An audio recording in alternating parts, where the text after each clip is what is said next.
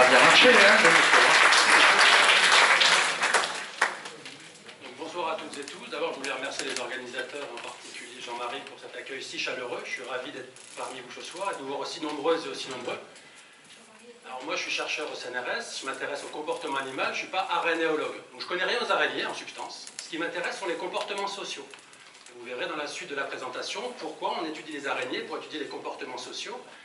J'ai appris à découvrir les araignées quand on m'a demandé de rédiger un livre, un ouvrage qui s'appelle donc La tête d'une araignée. Et c'est là que je me suis rendu compte du côté absolument fascinant des araignées. Et donc c'est ce que j'essaie de vous présenter un petit peu ce soir. Donc je sais que parmi vous, certaines et certains sont arachnophobes. Donc j'espère qu'à l'issue de cette présentation, le blason des araignées sera redoré et que vous les considérez avec un autre point de vue que celui que vous avez peut-être actuellement. Donc quand on pense aux araignées, on pense généralement à ça, pour la plupart d'entre nous. Une araignée, c'est agressif, ça a plein de pattes, ça pique, c'est noir et c'est poilu. Et c'est l'image de l'araignée qu'on a au fond du lavabo, au fond de la baignoire, qui essaie malheureusement de remonter à la surface et que certaines ou certains d'entre nous, un coup de flotte, hop, ça dégage dans le siphon de la baignoire, ou est aspiré.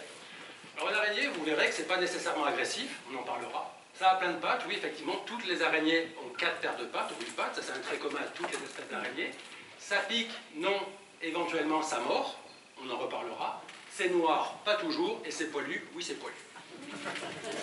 Alors la peur des araignées, donc généralement, il y a différents travaux qui ont montré que la peur des araignées serait liée à notre sentiment de dégoût, c'est-à-dire notre réaction de rejet face aux objets jugés sales ou souillés. Et cette peur des araignées, elle concerne environ 20% des populations dans les civilisations occidentales. Et les manifestations les plus extrêmes de la peur des araignées, donc la phobie des araignées, l'arachnophobie, concerne de 5 à 10% des personnes. Et cette peur des araignées, elle est surtout ancrée dans nos civilisations occidentales. Il y a d'autres pays, sous d'autres latitudes, en Asie ou en Afrique, où les araignées sont vénérées, sont admirées, sont des symboles de liberté, alors que chez nous, sous nos cultures, sous nos latitudes, ce n'est pas tout à fait la même chose. Alors je pense, ça c'est un point de vue tout à fait personnel, qu'aucune espèce animale sur la planète, aussi inoffensive que soient les araignées, n'a une réputation aussi négative.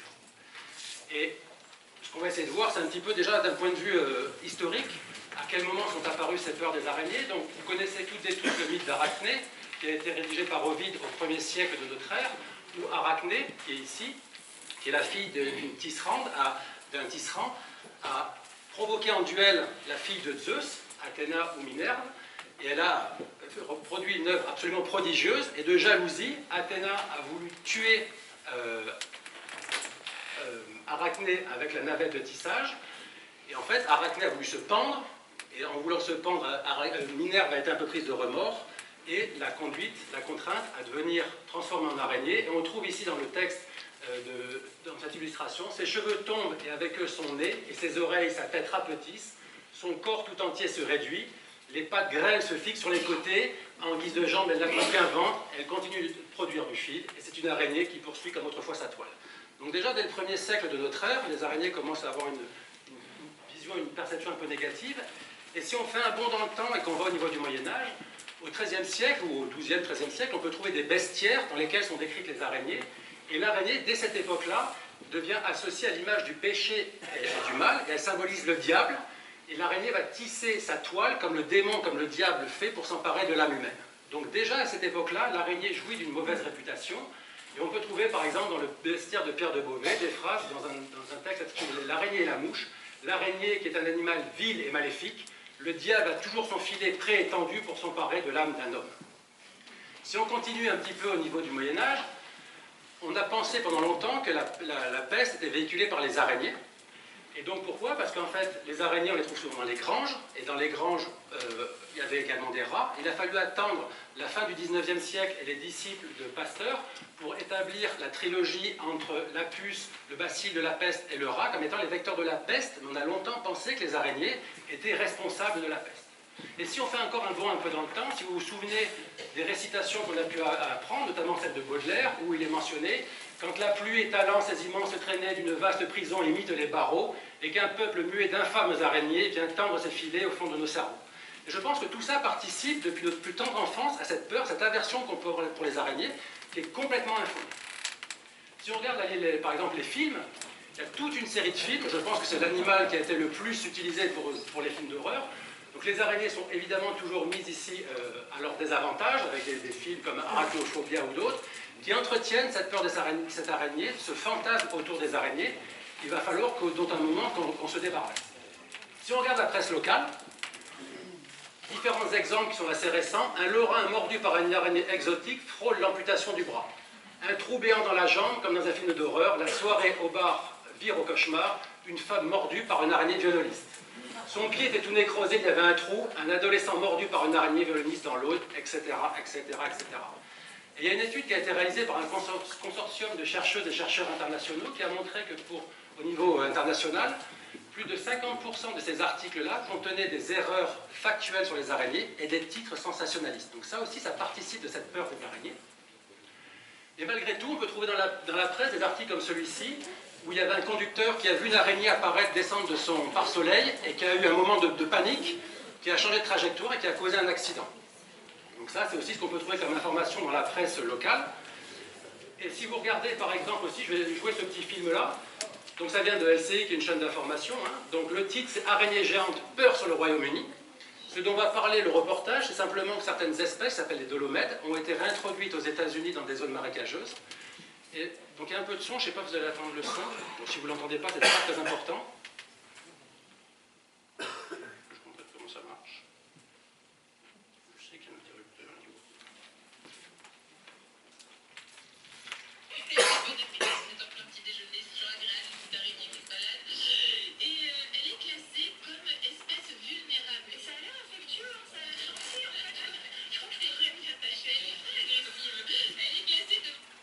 Alors, je pense que vous avez entendu, c'est pas très important. On a ce journaliste qui, sous prétexte d'un reportage sur la reproduction d'espèces d'araignées au Royaume-Uni, ricane bêtement.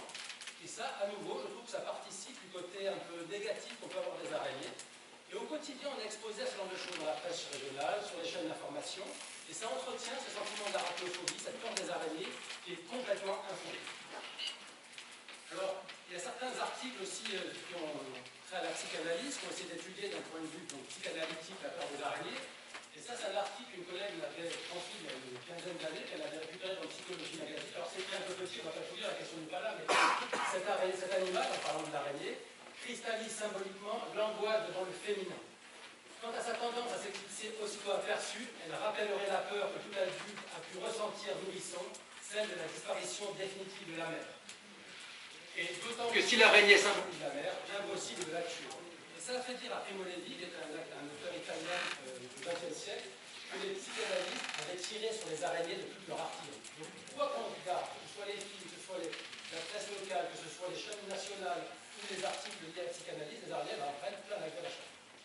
Et les araignées, c'est quoi? Donc, ce que j'essaie de vous présenter dans la suite de cet exposé, c'est ce que sont les araignées et les prouesses dont elles sont capables.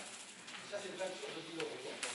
Donc, les araignées font partie de la grande classe, la grande famille des araignées. Vous entendez de moins en moins. C'est le micro qui est en train de lâcher.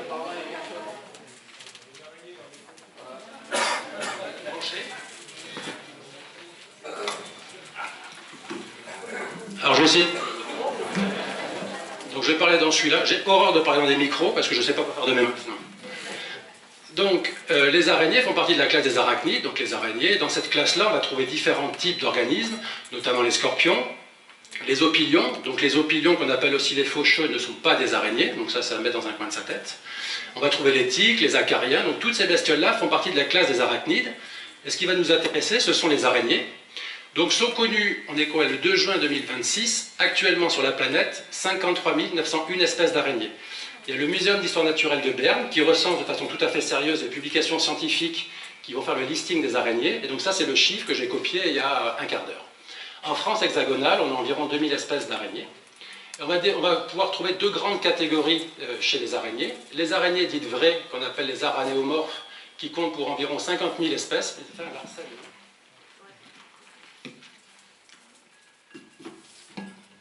sais pas si c'est mieux comme ça. Donc les araignées vraies, les aranéomorphes, environ 50 000 espèces d'araignées. Et une autre famille d'araignées, que sont les mygales, environ 2500 espèces. Alors il y a certains traits morphologiques sur lesquels on reviendra tout à l'heure. Mais les mygales, par exemple, vont muer tout au long de leur vie, alors que les araignées dites vraies vont s'arrêter de muer lors de l'atteinte de la maturité sexuelle. Et sous nos latitudes, on a quelques espèces de mygales qui vont vivre quelques années.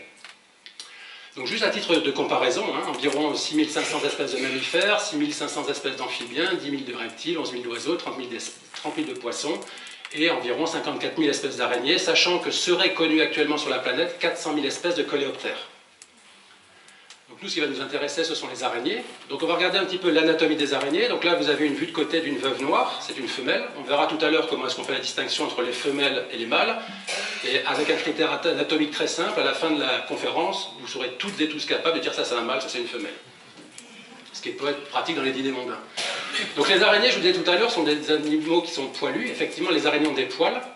Alors en fait, on aurait plutôt parlé de soie, parce que ce sont des poils qui sont innervés, mais moi j'utilise le mot de poil et pas le mot de soie pour éviter de faire la confusion avec la soie que produisent les araignées. Mais si on veut être rigoureux, on devrait parler de soie.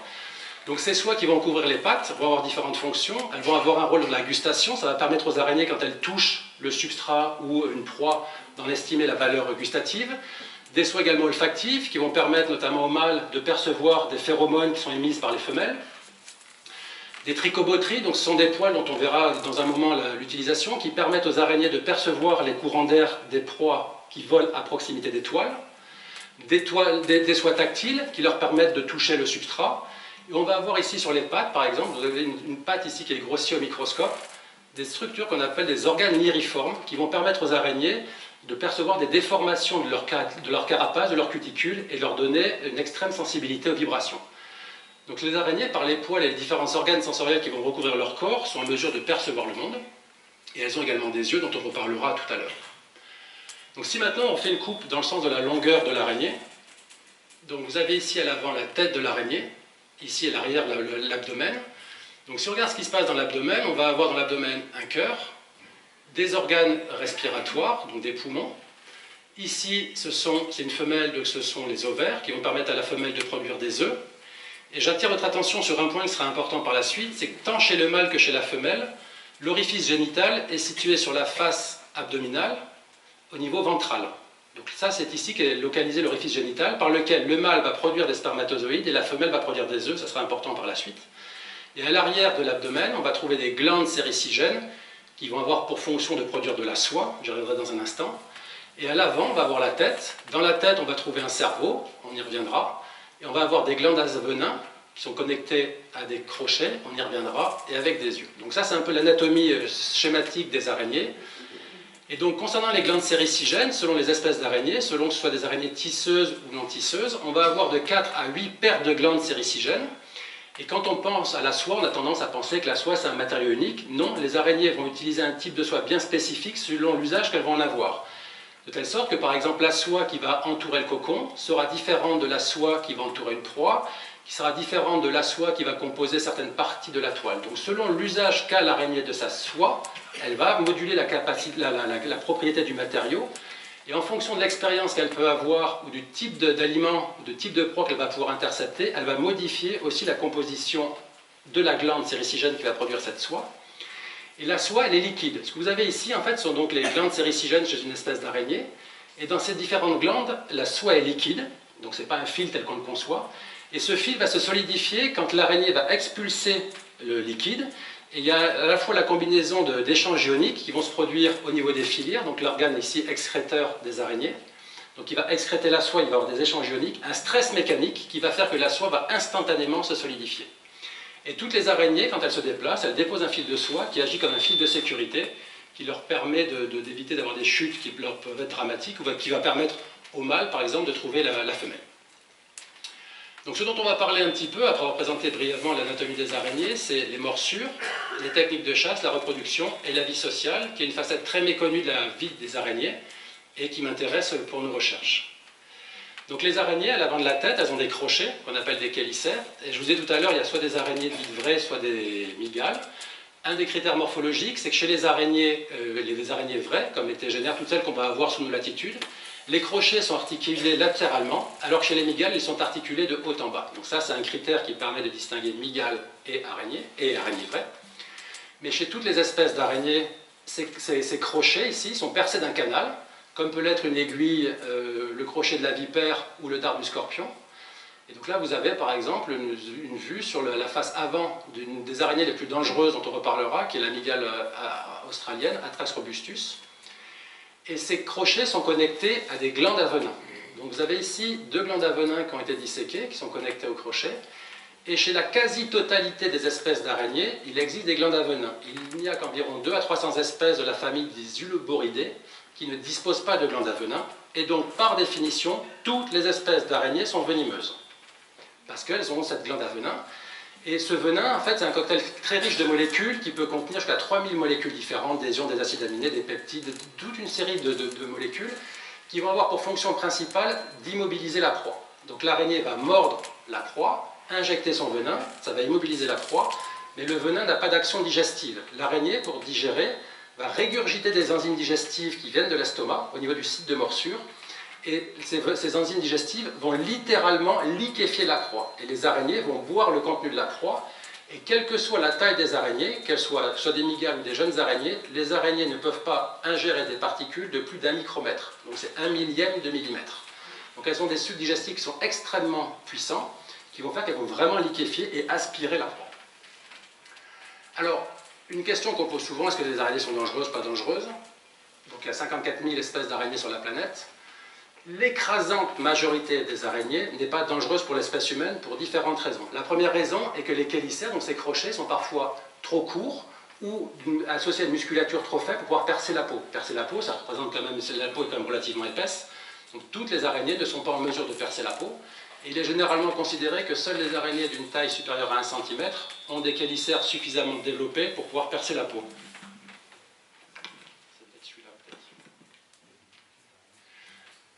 Ensuite, la quantité de venin injecté peut être insuffisante, parce que si les araignées sont de petite taille, la quantité de venin va être relativement faible, et les serpents, comme les araignées, vont faire des morsures dites sèches, c'est-à-dire qu'elles vont essentiellement avoir une action mécanique des crochets, avec pour fonction de faire fuir la proie.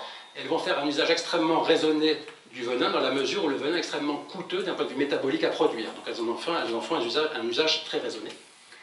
La plupart du temps, le venin est inactif chez l'espèce humaine, dans la mesure où les araignées et les humains n'ont pas coévolué pour que les humains soient les proies des araignées.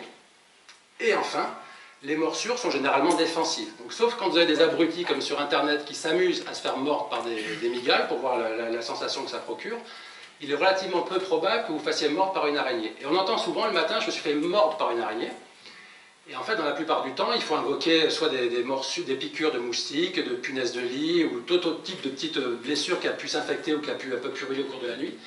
Et les araignées, la nuit, elles ne passent pas leur temps à se balader sur nos lits. Elles peuvent éventuellement, dans des cas très rares, errer au cours de la nuit, mais pour qu'elles mordent, il faut qu'elles soient coincées. Si vous prenez une araignée et que vous la mettez sur la main, en aucun cas elle ne vous mordra. La première chose qu'elle voudra faire, c'est s'échapper. Donc pour qu'elle morde, il faut suffisamment la contraindre pour qu'elle se sente un peu emprisonnée pour mordre, et si jamais on la coince trop quand on dort, on l'écrase. Donc la probabilité qu'on soit mordu par une araignée au cours de notre sommeil est infinitésimale. Alors, je ne dis pas que ça n'arrive pas, il peut arriver qu'on ramasse un torchon par terre et que malencontreusement il y a une araignée, et que là l'araignée inflige une morsure défensive, mais c'est extrêmement rare. Et il y a certaines études qui ont montré, notamment aux États-Unis, qu'il y a certaines hospitalisations qui, soi-disant, étaient dues aux araignées. Et en fait, les études ont révélé que seuls 4% des hospitalisations qui pensaient être dues aux araignées étaient réellement dues à une morsure d'araignée. Donc il faut arrêter de penser que dès lors qu'on a une bouffiolle ou qu'on a un bouton, c'est une morsure d'araignée. Il faut vraiment se sortir ça de la tête. Alors il existe malgré tout, alors en Europe, il y a une vingtaine d'araignées qui sont supposées pouvoir mordre l'espèce humaine, mais sur la planète, il y a 250 espèces d'araignées qui représentent un potentiel danger. Donc il y a l'araignée violoniste, qu'on appelle la récluse brune, il y a cette mygale australienne dont je parlais tout à l'heure, les veuves noires, donc on a une espèce de veuve noire qui vit au sud de la France ou en Corse, et une araignée qui est assez dangereuse, qui est assez agressive, qui est l'araignée banane, la Phénétria. Mais malgré tout, bien que ces araignées soient dangereuses, elles sont quand même d'un intérêt pour les compagnies pharmaceutiques, dans la mesure où, en raison de la richesse et de la complexité du venin, certaines molécules peuvent avoir un intérêt pharmacologique non négligeable. Notamment cette araignée, l'araignée banane, dont les chercheurs se sont rendus compte que suite à des morsures d'araignée banane, les hommes pouvaient avoir des érections prolongées, du priapisme. Et ça a suscité l'intérêt des compagnies pharmaceutiques pour trouver des molécules pour lutter contre les troubles érectiles, pour faire concurrence à des molécules qui sont déjà existantes. Et chez d'autres espèces d'araignées, il y a des essais thérapeutiques, notamment en Australie, pour essayer de pallier les conséquences préjudiciables des AVC en injectant des venins d'araignées. Donc là, il y a vraiment un intérêt, il y a un champ économique important pour essayer de trouver des molécules d'intérêt pharmacologique pour notre espèce. Mais malgré tout, très peu d'espèces sont possiblement dangereuses pour l'espèce humaine. Et les études ont estimé qu'il y avait moins de 10 décès par an sur la planète qui étaient liés à une morsure d'araignée. Alors quand je pense qu'ils disent 10, c'est pour pas dire 0, mais c'est infinitésimal. En Espagne, par exemple, je crois que c'est en 2014, donc l'Espagne c'est 40 millions d'habitants, seules 2 personnes ont été hospitalisées pour une morsure d'araignée. Et ça ne veut pas dire hospitalisées qu'elles sont décédées. Et même ces araignées dangereuses dont j'ai parlé tout à l'heure, par exemple pour cette mygale-là, il existe des sérums antivenimeux disponibles en Australie. Et des araignées comme la veuve noire ou l'araignée banane qui peuvent parfois entraîner des morsures avec des syndromes systémiques, donc une envenimation sévère avec des sudations, des palpitations, ça représente seulement quelques pourcents des morsures qui sont avérées. Donc quand bien même ces araignées mordent, on peut avoir une inflammation au niveau local, mais pas forcément des troubles systémiques. À titre de comparaison, donc moins de 10 pertes de décès annuels sur la planète, et une étude très sérieuse qui a montré qu'en Suisse, où la diversité des araignées est un peu moindre que celle qu'on a en France hexagonale, la probabilité ou le risque d'être mordu, il y a 10 à 100 morsures par an et par million d'habitants. Et en comparaison des chiens, la probabilité d'être mordu par une araignée est de environ 100 fois inférieure à celle d'être mordu par un chien. Et encore une fois, qui dit morsure d'araignée, dit pas envenimation systématique. À titre de comparaison, sur la planète, entre 80 et 120 000 personnes décèdent annuellement des suites d'une morsure de serpent, dont 40 000 en Inde. Et pour la petite histoire, il y a 50 personnes qui décèdent annuellement des suites d'un selfie. Donc je suis d'accord qu'il y a beaucoup plus de personnes qui font des selfies qui sont peut-être exposées d'araignées, mais très objectivement et très sérieusement, les risques de décès liés à une morsure d'araignée sont infinitésimaux. Alors les araignées, comme je vous le disais tout à l'heure, certaines vont utiliser de la toile de façon abondante, mais environ 50% des espèces d'araignées n'utilisent pas de toile ou de soie pour chasser. Ce sont des araignées qui vont chasser à vue, qui vont être des araignées errantes, et donc ils vont pouvoir attraper différents types de proies. Et l'autre moitié des araignées va utiliser un piège soyeux dont on reparlera pour chasser les proies. Mais toutes les araignées, quelles qu'elles soient, mâles ou femelles, à un moment au cours de leur vie, font usage de la soie. Alors si on regarde une espèce d'araignée, qu'une espèce d'araignée qu'on trouve sous nos latitudes, qui est l'argéronette aquatique, c'est une araignée qui vit sous l'eau. Et donc là, vous voyez cette araignée qui, avec les poils de l'abdomen, va emprisonner une petite poche d'air à la surface. Elle va tisser une petite coque en soie à la surface, enfin sous l'eau, pardon, en s'abritant sous des feuilles ou sous des plantes. Elle va fabriquer une cloche à plongeur. Donc elle va venir alimenter cette cloche à plongeur avec des gouttes d'air. Là, vous allez la voir, elle va choper, elle est en train de manger un tétard. Et c'est une araignée qui ne vit que sous l'eau. Donc elle se reproduit sous l'eau, elle pond sous l'eau, et elle ne vit que sous l'eau. Et donc elle alimente sa cloche à plongeur dans laquelle elle va rester jusqu'à la fin de ses jours. Et quand elle voit que la quantité de CO2 dans cette cloche à plongeur augmente, elle repart à la surface pour restaurer la quantité d'oxygène dans sa cloche à plongeur. Donc ça, c'est une araignée qui est assez unique, qui n'utilise donc pas de toile pour chasser et qui vit sous nos latitudes. Donc parfois, on a tendance à penser que les araignées exceptionnelles sont sous les tropiques, mais dans nos régions, on a des araignées tout aussi exceptionnelles. Alors, je vous disais tout à l'heure, les araignées à l'avant de la tête ont des yeux. Et on va avoir en général chez les araignées 4 paires d'yeux, donc 8 yeux. Donc là, vous avez différentes familles d'araignées. Vous voyez que les yeux chez les araignées vont avoir des dispositions différentes et des tailles différentes. Et notamment chez les araignées, les saltiques, les araignées sauteuses, elles ont des yeux qui sont très proéminents et qui vont leur permettre de chasser à l'affût. On a des cas assez particuliers. On a des araignées cavernicoles qui ont perdu l'usage total de leurs yeux. Donc là, les yeux sont complètement absents. Et d'autres araignées, ne me demandez pas pourquoi, ça c'est une araignée, vous avez un petit pédicelle ici, et à la partie supérieure du pédicelle sont disposés les yeux. Donc les yeux ne sont plus sur la carapace, sur la tête, mais ils sont à l'extrémité supérieure du pédicelle. Ce qui me permet de dire que quand on parle des araignées, je vous ai dit, il y a environ 54 000 espèces d'araignées, c'est difficile de dresser le portrait type d'une araignée, tant existe de spécificités en fonction des espèces que l'on considère. Alors chez les araignées, les saltiques dont je parlais, donc vous avez ces yeux ici qui sont très importants. Il y a une étude très récente qui a regardé le comportement de sommeil chez les jeunes araignées de ces saltiques. Donc ici, vous avez un bébé araignée, une jeune araignée, dont la carapace est relativement transparente, qui est suspendue à un fil, donc au cours de ce qui pourrait être l'équivalent de notre sommeil.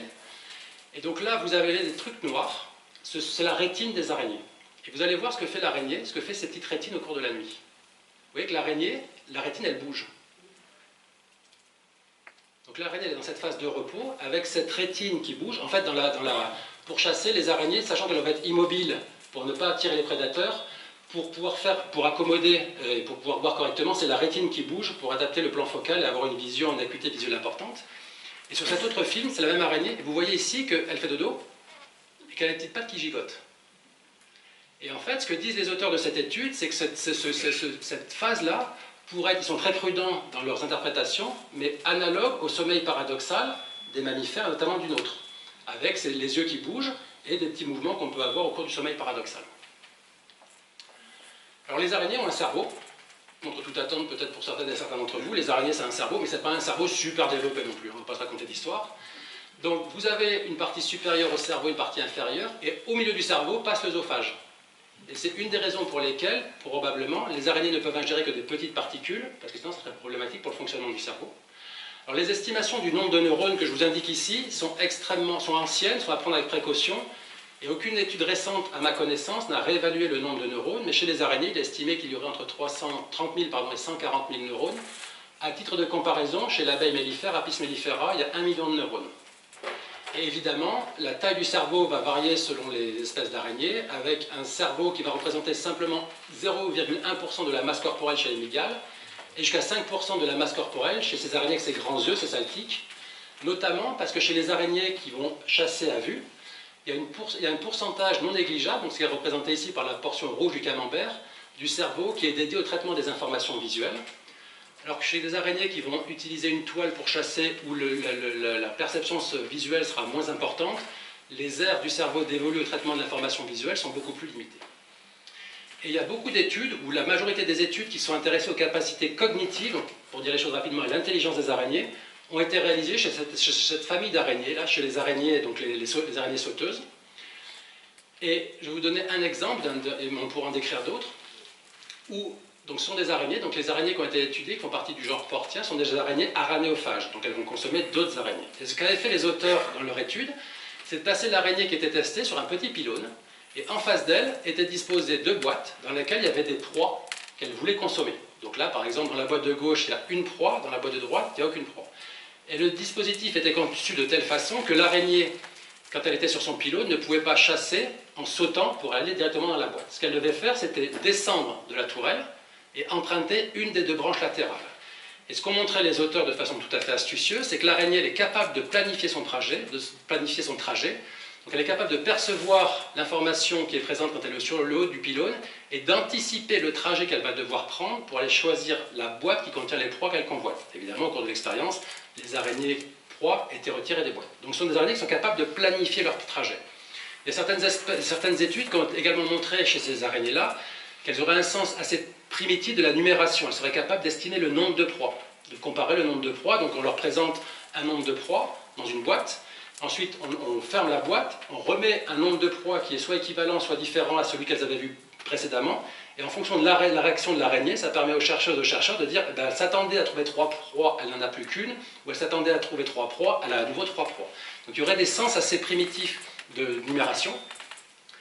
Et ces araignées également, donc je vous le dis, ce sont des araignées aranéophages. Elles vont chasser une araignée qu'on trouve sous nos lacs. Donc ça, ce sont des araignées qui vivent en Australie, hein, celles sur lesquelles les études ont été faites. Elles vont chasser des araignées qui sont des araignées cracheuses. Donc je vais vous montrer un petit film. Là, vous avez l'araignée.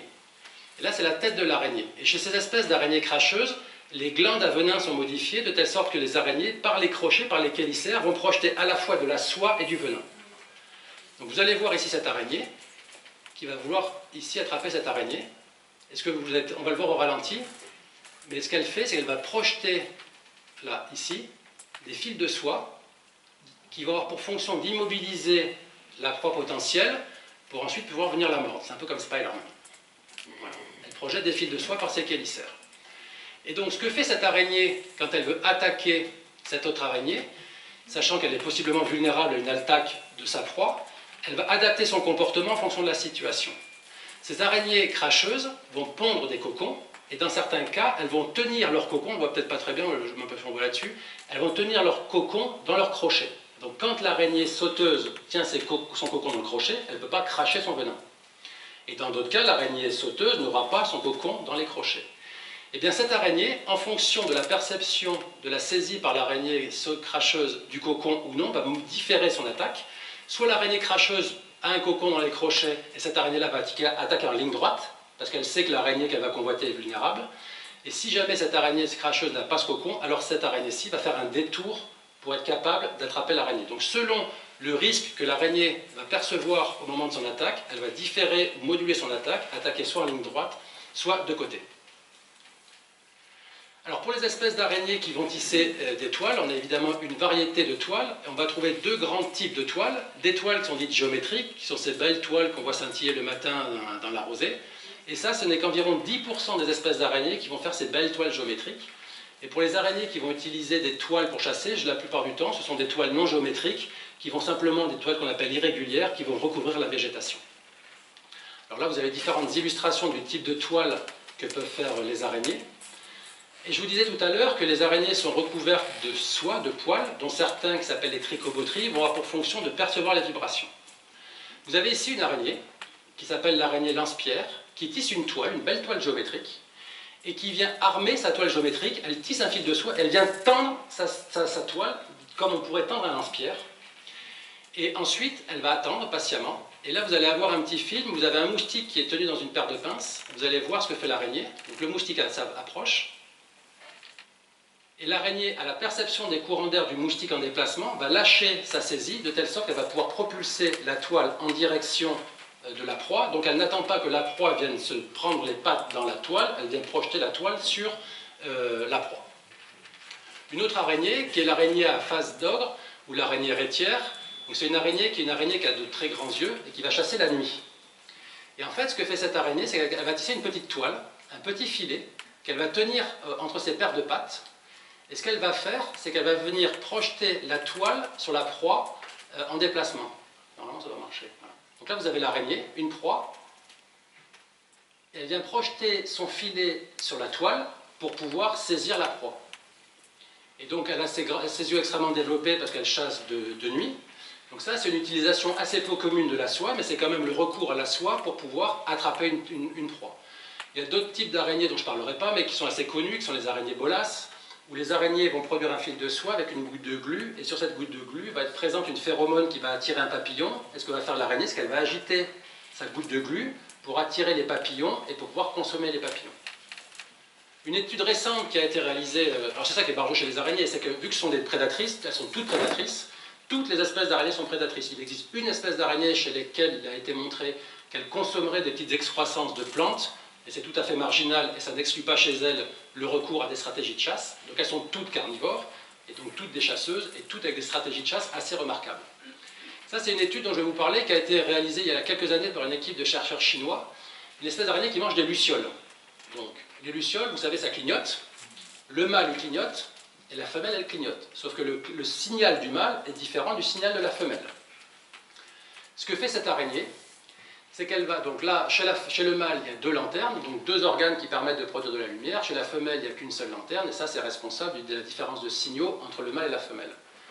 Ce que fait l'araignée, c'est qu'elle va capturer un mâle, et elle va mordre le mâle, de telle sorte que le signal lumineux produit par le mâle qui est mordu imitera celui d'une femelle. Et donc, l'araignée va utiliser le mâle comme un leurre pour attirer d'autres femelles. Donc, les mécanismes ne sont pas connus, mais c'est-à-dire qu'elle est capable d'injecter du venin qui ne va pas tuer la proie, mais qui va avoir simplement pour fonction de modifier le signal émis. Donc, elle se sert d'un mâle comme d'un leurre pour attirer d'autres mâles. Alors, pour les araignées qui vont utiliser la toile, on peut parler de la toile comme une extension du corps, comme faisant partie du système cognitif de l'araignée. Et ça va permettre à l'araignée d'appréhender son monde, et ça va être un organe sensoriel quelque part. Et ça, on s'en est rendu compte dès les années 60 ou 70, où certains chercheurs ont injecté des drogues à des araignées, et ont regardé les conséquences que ça avait sur la structure de la toile. Alors, initialement, la manip n'avait pas pour objet de regarder l'influence de la drogue. Ce que voulait faire le chercheur, c'est qu'il travaille sur une espèce d'araignée qui tissait en fin de nuit. Et pour des raisons pratiques, ça ne l'amusait pas de travailler en fin de nuit. Donc il a demandé à un de ses collègues chimistes ou pharmacologues de trouver une molécule qui pouvait décaler le rythme d'activité de l'araignée. Et je crois qu'ils ont commencé à lui donner de la caféine. Et ils ont vu que ça avait des conséquences sur la structure de la toile, et ils ont essayé différents types de drogues. Ce que ça montre, le fait qu'il y ait des types de toiles différents en fonction des drogues qui sont utilisées, c'est que les drogues ici vont interférer avec le système de communication neuronale, donc notamment avec les neurotransmetteurs. Et donc selon le système qui va être atteint, ça va perturber certaines séquences comportementales de l'araignée et conduire à la formation d'une toile qui n'a pas des propriétés tout à fait adaptées. Et dans des circonstances plus naturelles, on a d'autres cas où les araignées peuvent être manipulées dans leur comportement, c'est par des parasites. Donc là, vous avez une toile qui est tissée par une araignée, et les araignées sont attaquées par des guêpes, et là vous avez l'araignée, l'abdomen de l'araignée, ici avec une larve de guêpe qui a été pondue. Donc d'abord c'était un œuf qui a été pondu, l'œuf va se développer en larve, et la larve va se nourrir de l'araignée, et au bout d'un moment, la larve de guêpe va devoir se métamorphoser, et au moment de la métamorphose, elle va modifier le comportement de l'araignée, de telle sorte qu'au lieu de tisser cette toile-là, l'araignée va tisser cette toile-là. Donc ça, c'est simplement l'action du parasite sur le comportement de la guêpe qui va faire que ça va complètement changer la structure de la toile. Et ce que disent les chercheurs qui ont réalisé ces études-là, c'est qu'en fait, cette toile-là serait mieux adaptée au développement de la larve de guêpe, parce que ça conférerait une meilleure résistance et ça éviterait à la larve de guêpe de tomber. Donc ça, dans des conditions encore une fois beaucoup plus naturelles, on peut avoir une modification du comportement suite ici à l'activité, à l'action de guêpes parasitoïdes. Alors la toile, on a tendance à penser que l'araignée tisse sa toile et qu'elle ne touche plus à sa toile, mais les araignées sont capables de modifier la structure de la toile en fonction de leur expérience. Donc selon que des proies sont délivrées dans la partie supérieure ou inférieure de la toile, elles vont être capables d'augmenter la surface relative de la toile dans les zones où les proies sont les plus fréquemment interceptées. Elles vont construire généralement leur toile dans le sens du vent pour éviter que la toile ne soit dégradée par les courants d'air. Et là, on ne le voit pas forcément très bien, mais elles vont aussi ajuster la tension des fils de soie pour permettre à la toile d'être plus réactive à la présence de proies. Ici, vous avez, on ne le voit pas très bien, mais il y a une araignée qui est ici. Là, on voit les pattes. Et là, l'araignée est absente. Et ce qu'ont regardé les auteurs, c'est les fils de soie. Donc là, vous avez un fil de soie qui descend, là où il y a la flèche. Et quand l'araignée est absente, vous voyez qu'il y a un décalage entre la présence de ce point-là quand l'araignée est absente, et ce point-là quand l'araignée est présente. Donc selon que l'araignée est présente ou pas, quand l'araignée est sur sa toile, elle va tirer les fils de soie pour augmenter la tension des fils de soie, pour être plus réactive lorsqu'une proie sera interceptée par la toile. Donc ce qu'on dit généralement, c'est que ça fait partie de la cognition étendue, et que donc la toile, c'est une composante intégrale du système cognitif et qui va participer au traitement de l'information par l'araignée. Alors un aspect tout à fait fascinant de la biologie des araignées, c'est la reproduction avec un truc qui n'existe que chez les araignées. Alors là vous avez une femelle, là vous avez un mâle, là vous avez une femelle, là vous avez un mâle. Dans la vaste majorité des cas, sauf quelques cas comme l'argironnet dont on a parlé précédemment, le mâle est toujours beaucoup plus petit que la femelle. Alors comment on reconnaît un mâle d'une femelle? À gauche, vous avez une araignée avec ses 4 paires de pattes, et à l'avant, vous avez ses pédipalpes, donc qui sont des sortes de mini-pattes, mais qui ne sont pas impliqués dans la locomotion, qui jouent un rôle de perception sensorielle avec les poils qui la recouvrent. Et si vous avez le sens de l'observation, vous voyez ici une bestiole, un mâle, qui a donc ses 4 paires de pattes, et les pédipalpes qui sont légèrement renflés. Ça, c'est un critère anatomique qui est infaillible pour permettre de distinguer les araignées mâles et femelles au stade adulte. Chez les immatures, on ne peut pas le faire de cette façon-là. Donc dès que vous voyez un mâle dont les petites pattes à l'avant, les pédipalpes, ont une structure de grande box, ce sont des mâles. Et vous me direz, mais à quoi servent ces pédipalpes? Et c'est là que c'est juste par jeu. Ce que fait le mâle, je vous l'ai dit tout à l'heure, souvenez-vous, les orifices génitaux chez les mâles et la femelle sont en position ventrale. Donc le mâle va produire du sperme qui va libérer au niveau de cet orifice ventral. Mais ce que fait le mâle, c'est qu'il va tisser une toile, qui s'appelle une toile spermatique. Donc là, vous avez une mygale qui vient déposer une petite goutte de sperme au niveau de cette toile spermatique. Et là, une autre espèce d'araignée où le mâle va tisser cette toile spermatique et déposer une petite goutte de sperme. Et il va ensuite remplir ses pédipalpes avec cette goutte de sperme, et ça sera l'organe copulateur chez les araignées. Donc l'objectif du mâle ensuite, c'est de transférer le sperme qu'il a dans les pédipalpes au niveau de l'organe génital de la femelle qui est en position ventrale. Ça n'existe nulle part ailleurs que chez les araignées. Mais en faisant ça, le mâle est dans une situation parfois un peu compliquée. Là, vous avez une veuve noire, vous avez la femelle, l'organe génital de la femelle, l'orifice génital, pardon, qui est utilisé sur la face ventrale, le mâle et les pédipalpes. Donc l'enjeu du mâle, c'est de venir insérer ces pédipalpes au niveau de l'organe génital, tout en sachant qu'il s'expose au chélicère de la femelle et qu'il peut être victime de cannibalisme. Alors, il existe certaines espèces d'araignées chez lesquelles le cannibalisme est systématique et d'autres chez lesquelles le cannibalisme n'est pas systématique. Donc toutes les araignées ne sont pas cannibales envers leur mâle. Mais malgré tout, donc ça c'est le Kama Sutra des araignées, ce sont les espèces d'araignées. Il y a différents types de positions qui sont adoptées par les mâles, mais avec toujours le même risque que le mâle soit cannibalisé par la femelle. Et donc, il est nécessaire pour le mâle d'approcher la femelle de façon un peu prudente dans son comportement de cours pour éviter que la femelle ne le confonde avec le mâle. Et il existe certaines espèces d'araignées, je vous encourage à regarder ça sur YouTube, comme l'araignée pan. Là vous avez la femelle, là vous avez le mâle, qui vient danser. Donc il a un abdomen qui est extrêmement coloré, donc toutes les araignées ne sont pas noires, et qui vient effectuer une petite danse, avec pour objectif évidemment de séduire la femelle. Et donc ça, sur Internet, vous avez des quantités de films, c'est vraiment très marrant. Mais sans aller chercher des araignées qui sont comme celle-là, un peu tropicales, vivant en Océanie, sous nos latitudes, une araignée qui s'appelle la Plisor admirable. Et ce que fait le mâle, c'est qu'il va offrir un cadeau à la femelle. Donc le mâle récupère une proie, qu'il vient entortiller dans de la soie, et il vient donner à la femelle la proie qu'il a entortillée. Donc au début, il vient tambouriner avec les pédipalpes pour dire à la femelle qu'il est en cours. Et des études ont montré que si le mâle vient sans cadeau, il a 6 fois plus de risque d'être cannibalisé que s'il vient avec un cadeau.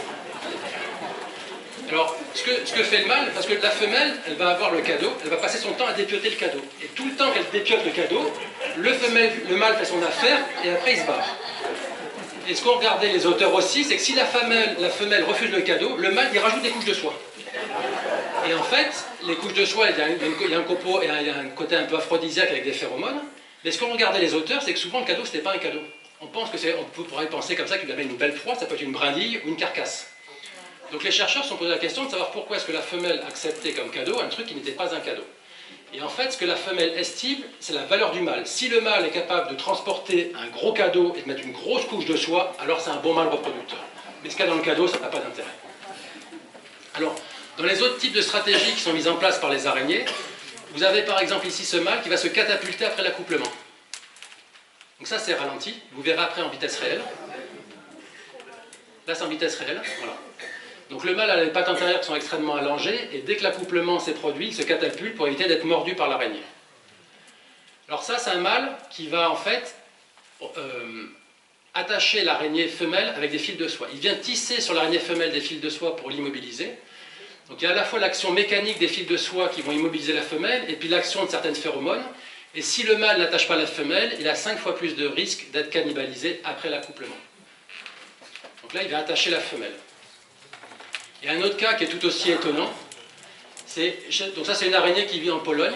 Donc là vous avez la face ventrale de l'araignée, donc là on voit le ventre de l'araignée, avec ici donc la tête, ici l'abdomen, et ça c'est l'orifice génital dont je vous parlais tout à l'heure. Donc ce que doit faire le mâle, c'est qu'il doit venir insérer ses pédipalpes au niveau de cet organe reproducteur. Et ce qu'a la femelle, donc ça c'est une vue prise au microscope, vous voyez il y a une sorte de poignée là. Et donc ce que doit faire le mâle, c'est qu'il doit venir faire coïncider son pédipalpe, qui est une structure morphologique anatomique assez complexe. Il se sert de cette poignée pour s'accrocher. Et ce qu'ont montré les études de ce chercheur, c'est que le mâle, après s'être accouplé, il vient mutiler la femelle, il vient couper cette structure, de telle sorte que d'autres mâles ne puissent pas venir s'accoupler avec la femelle avec laquelle il s'est déjà accouplé, afin de s'estimer une paternité plus importante. Et des exemples comme ça chez les araignées, il y en a des tonnes. Donc voilà, parce qu'il y a une compétition féroce entre les mâles. Et pour en revenir à notre veuve noire, ce qu'ont montré certains auteurs, c'est que le mâle chez la veuve noire se catapulte en direction des chélicères de la femelle pour se faire cannibaliser sciemment. Donc le mâle, il copule, et en fait il vient se catapulter, de telle sorte que la femelle puisse le consommer directement. Et donc les chercheuses et chercheurs se sont posé la question de savoir pourquoi est-ce que le mâle, quelque part, se suicidait, quel est le bénéfice pour le mâle de se laisser cannibaliser. Et ce qu'ont montré les études, c'est que tout le temps que le mâle passe à se cannibaliser, il peut transférer davantage de spermatozoïdes. Donc il continue de transférer des spermatozoïdes tant que la femelle le consomme. Donc ça lui permet de s'assurer une plus grande paternité, et ça peut être une stratégie qui est bénéfique si la probabilité que le mâle trouve une autre femelle est relativement faible. Si le mâle n'a qu'une chance de trouver une femelle dans toute sa vie, pour dire les choses très rapidement, autant qu'il se fasse bouffer et qu'il transfère le maximum de spermatozoïdes. D'un point de vue évolutif, c'est une stratégie qui peut être bénéfique. Alors les araignées, une fois qu'elles se sont reproduites, que la femelle s'est accouplée avec le mâle, elles vont pondre des œufs et donc former des cocons. Et les cocons peuvent avoir des structures complètement différentes. Ça c'est chez une veuve noire, ça c'est une araignée, le père frelon qu'on a sous nos latitudes. Donc soit l'araignée pond le cocon dans la végétation et garde plus ou moins le cocon, soit elle va pondre le cocon et le garder attaché au niveau de ses filières, donc à l'extrémité postérieure de l'abdomen, ou le tenir dans ses crochets. Et certaines espèces d'araignées, comme les pholques, des petites araignées qu'on prend souvent pour des faucheux, que vous avez toutes et vous chez vous, qui sont au plafond là, ce que fait la femelle, c'est qu'elle va avoir une grappe d'œuf, qu'elle va simplement tenir dans les chélicères, et cette grappe d'œuf va être recouverte d'un ou deux fils de soie. Et parfois le cocon peut avoir une structure assez étonnante. Ça c'est une espèce qui est inconnue, donc je vous donne l'échelle ici. C'est une espèce qui a été décrite au Pérou, je crois, vers les années 2013-2015. Ça c'est un cocon d'araignée. Et ce que vous voyez ici, c'est la femelle qui tisse une structure qui ressemble à une petite clôture. On voit des piquets, on voit des petits fils. Et cette espèce est méconnue, c'est-à-dire que ce qu'ont fait les chercheurs et les chercheurs, c'est simplement de collecter des cocons, mais ils n'ont pas pu garder les cocons jusqu'à l'âge adulte pour savoir quelle espèce c'était. Mais quoi qu'il en soit, ils peuvent produire des cocons d'une complexité qui est absolument prodigieuse, dont on a envie de penser que la fonction est de préserver les cocons et les juvéniles de l'attaque de prédateurs avec cette clôture-là, mais est-ce que c'est réellement la fonction? On n'en sait rien. Donc dans le cocon, les jeunes araignées sont actives, et donc elles sont mobiles dans le cocon, et chez toutes les espèces d'araignées, les 54 000 espèces d'araignées, les jeunes araignées, les bébés, présentent une phase grégaire, une phase sociale qui est temporaire. Et donc vous allez avoir les bébés qui vont être par exemple portés sur le dos de la mère, ou qui vont rester à proximité de la toile maternelle. Et donc ça c'est une caractéristique qui est commune à l'ensemble des espèces d'araignées, une vie sociale transitoire. Et cette vie sociale transitoire, elle va durer de quelques jours, semaines ou mois selon les espèces, et selon les conditions environnementales, notamment la disponibilité en nourriture. Et il existe certaines espèces d'araignées chez lesquelles la mère va régurgiter de la nourriture. Il y a même une espèce qui produit une sorte de lait. En fait, ce sont des œufs qui sont plus ou moins digérés, et donc ce lait est produit au niveau de l'organe génital de la femelle, et les jeunes viennent boire ce lait qui est très riche en protéines. Et dans les cas les plus ultimes, on a des araignées qui présentent de la matriphagie. Donc on a ces araignées-là sous nos latitudes. Donc vous allez avoir la mère. En fait, la mère va se laisser, à un moment, va émettre un signal, et tous les bébés vont monter, donc ça c'est la mère, elle va émettre un petit signal, notamment de vibratoire, et les araignées vont monter sur la mère et vont cannibaliser leur mère.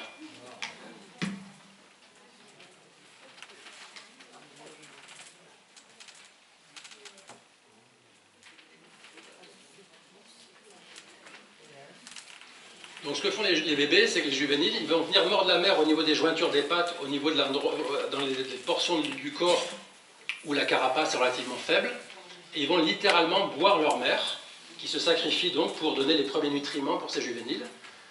On voit un moment, là, je crois qu'on va voir l'hémolymphe, donc l'équivalent du sang de la patte de la mère, qui diminue quand les jeunes l'aspirent. On voit en fait, la mère est vraiment bue par ces juvéniles. Donc elles peuvent faire parfois preuve de comportements maternels qui sont absolument prodigieux, absolument remarquables et qui sont assez uniques dans le règne animal. Alors, généralement, chez les araignées, notamment solitaires, le cycle de vie est tel qu'il est représenté ici. Donc on va avoir des adultes, le mâle et la femelle qui vont copuler, qui vont donner un cocon. Donc comme je vous le disais, les jeunes vont rester agrégés, grégaires pendant quelques jours. Et au bout d'un moment, ces juvéniles vont se disperser pour mener une vie solitaire. Donc on a une alternance de vie sociale et de vie solitaire, où les araignées, généralement à l'âge adulte, sont extrêmement agressives envers leurs congénères.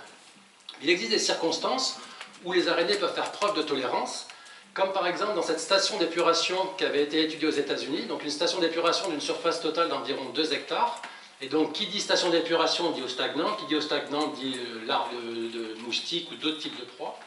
Et ce qu'ont fait les auteurs, c'est d'estimer le nombre de proies, d'araignées, dans cette station d'épuration, et ils ont estimé qu'il y avait 100 millions d'araignées dans cette station d'épuration de 2 hectares.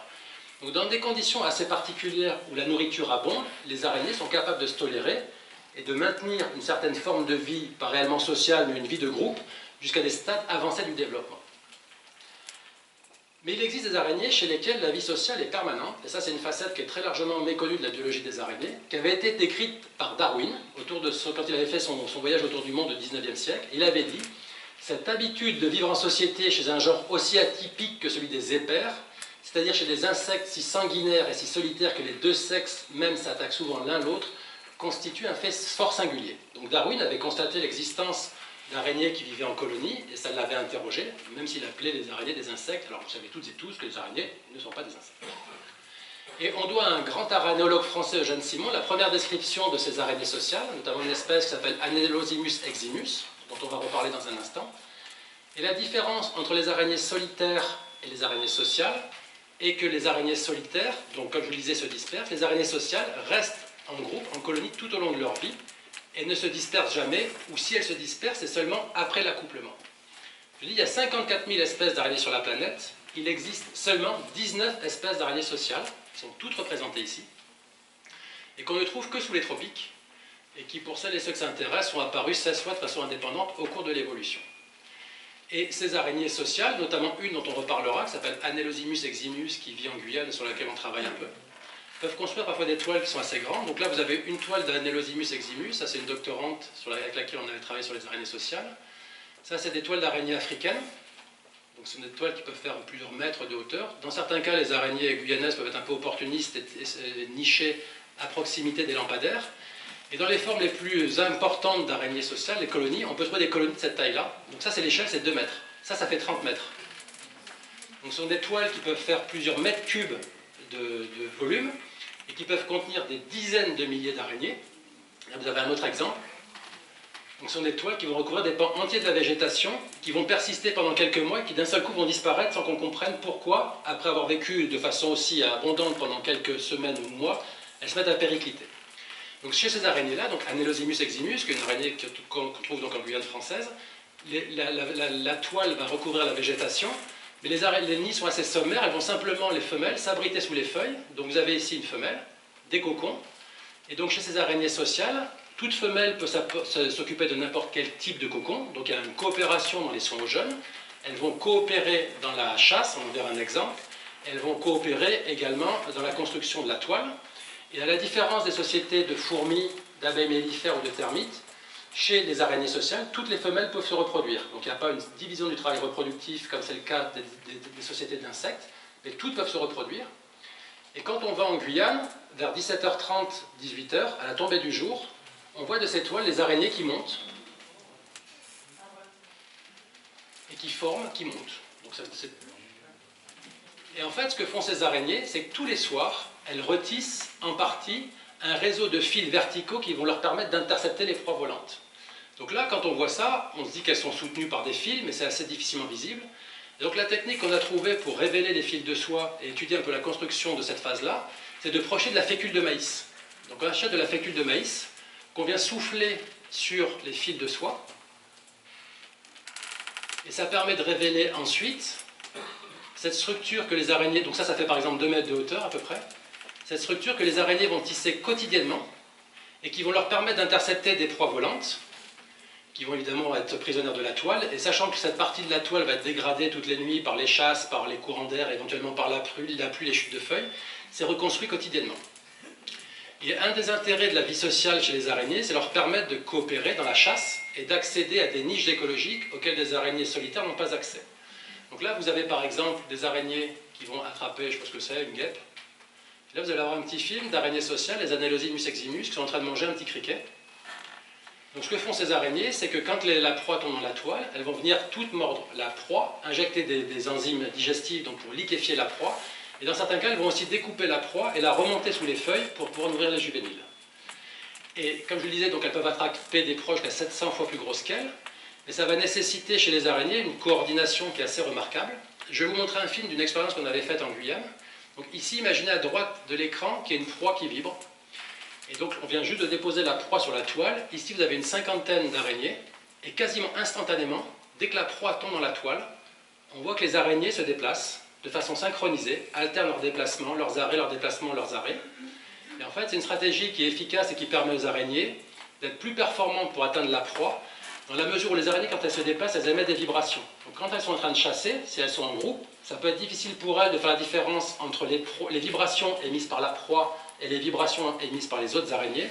Donc la stratégie telle qu'elle a été mise en place, c'est que toutes les araignées se taisent, localisent la proie et se remettent toutes à avancer en même temps. Et ça se fait en quelques fractions, en quelques millisecondes, sans que les araignées n'aient besoin de communiquer de façon active, simplement en percevant la quantité et la qualité des vibrations qui sont émises sur la toile. Alors juste un mot très très brièvement sur l'enjeu de nos recherches. Nous, tout l'enjeu de nos recherches, c'est une espèce d'araignée qui s'appelle Agelena labyrinthica, qui est une espèce qu'on trouve sous nos latitudes et qui a 2 cousines sociales en Afrique équatoriale. C'est d'essayer de comprendre comment on est passé d'espèces solitaires, qui sont agressives à l'âge adulte, à des espèces sociales, sachant, comme je vous le disais, que toutes les espèces solitaires sont grégaires, tolérantes et sociales au premier jour de leur vie. Qu'est-ce qui s'est passé au cours de l'évolution pour que cette tolérance se maintienne tout au long de la vie? Donc ça, c'est les travaux qu'on réalise, qu'on a réalisés avec des doctorants dont j'ai pu avoir la chance de superviser les travaux. Donc pour conclure, les araignées sont souvent mal aimées, j'ai marqué là parfois convoitées. Vous pouvez aller sur internet et vous pouvez trouver des araignées qui sont à vendre. Certaines mygales, comme cette trop jolie mygale, qui peuvent être vendues 700 €. Donc sur les différents sites, il est marqué que ce sont des espèces qui ont été élevées en captivité, et donc il y a des certificats d'élevage, etc. Mais les araignées sont victimes d'un immense trafic. Donc vous avez des exemples assez régulièrement. Il y a un ressortissant coréen qui s'est fait attraper au Pérou Il avait 320 mygales sur lui. Donc il les avait cachés sous son pull. Il y avait beaucoup d'araignées qui étaient des araignées juvéniles.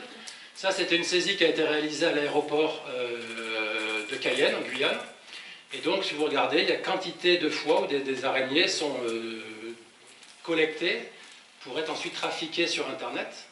On peut les trouver parfois pour servir de presse-papier ou être mis dans des pendentifs. On peut trouver aussi, alors les scorpions ne sont pas très aimés, hein, les scorpions sont encore peut-être même plus convoités et trafiqués que les araignées. Là, vous avez des araignées, des scorpions sous forme de sucettes, et il a marqué en bas, le scorpion c'est bon, mangez-en. Voilà. Donc les araignées sont victimes aussi de ça, de ce trafic. Et juste se rappeler que les araignées jouent un rôle écologique absolument fondamental dans les écosystèmes terrestres. Il est estimé que les araignées consomment entre 400 et 800 millions de tonnes de proies par an sur la planète. Alors c'est un chiffre qui ne veut rien dire pour nous. Mais 400 à 800 millions de tonnes de proies, c'est 2 fois la masse de l'humanité. C'est plus que la quantité de viande et de poissons consommés par les humains sur la planète, et c'est plus que la quantité de proies ingurgitées par les oiseaux. Donc elles jouent évidemment un rôle déterminant dans les écosystèmes. Il est vraiment important de les préserver, tout en sachant qu'actuellement en France hexagonale, il y a environ déjà 10% des espèces qui sont menacées d'extinction. Donc il faut collectivement qu'on apprenne à les connaître pour les respecter, tout en sachant, comme je vous le disais, qu'elles ne représentent absolument aucun danger. Et que collectivement, il faut aussi qu'on accepte d'avoir des toiles d'araignée chez soi, et c'est pas parce qu'on a des toiles d'araignée chez soi qu'on ne fait pas le ménage avec ces dégueulasses. Et il faut collectivement qu'on se sorte de cette image de notre tête, et que la présence de toiles d'araignée n'est pas le synonyme d'une mauvaise hygiène, au contraire. Et en regardant les toiles d'araignée, certaines toiles d'araignée qui sont habitées, d'autres qui sont inoccupées. Donc les toiles d'araignée qui sont inoccupées ou qui sont délabrées, là évidemment on peut les enlever, ça nous force un peu à les observer et à les accepter. Et je serais ravi de répondre à vos questions si vous en avez.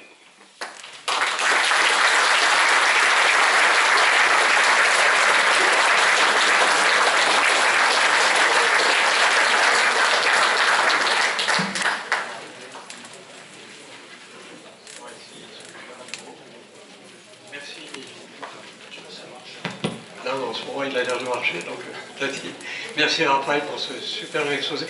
Une question qui est peut-être en dehors de ça, mais qui concerne les araignées quand même. Les fils d'araignée, est-ce qu'il y a des applications technologiques justement qui utilisent les fils d'araignée et la soie et le matériau? Ouais, alors, donc les fils d'araignée, c'est certainement le matériau biologique qui suscite le plus d'intérêt, parce qu'il lie à la fois élasticité et résistance. Il n'y a pas d'autre type de matériau qui ait ces qualités-là sur la planète.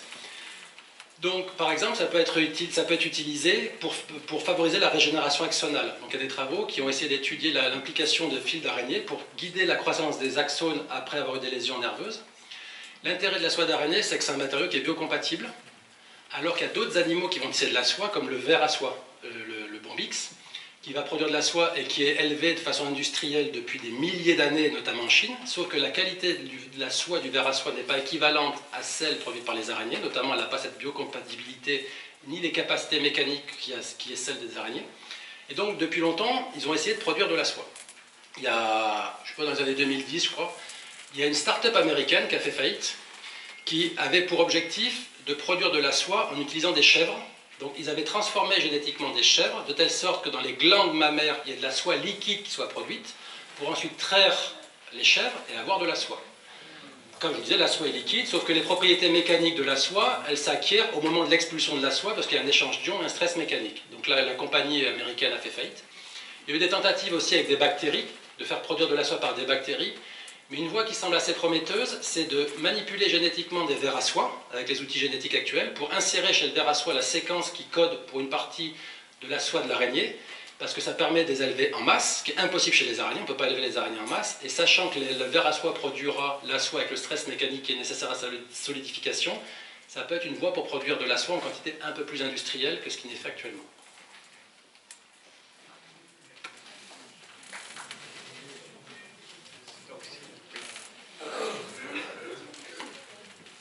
Vous ne nous avez pas parlé de la durée de vie des araignées.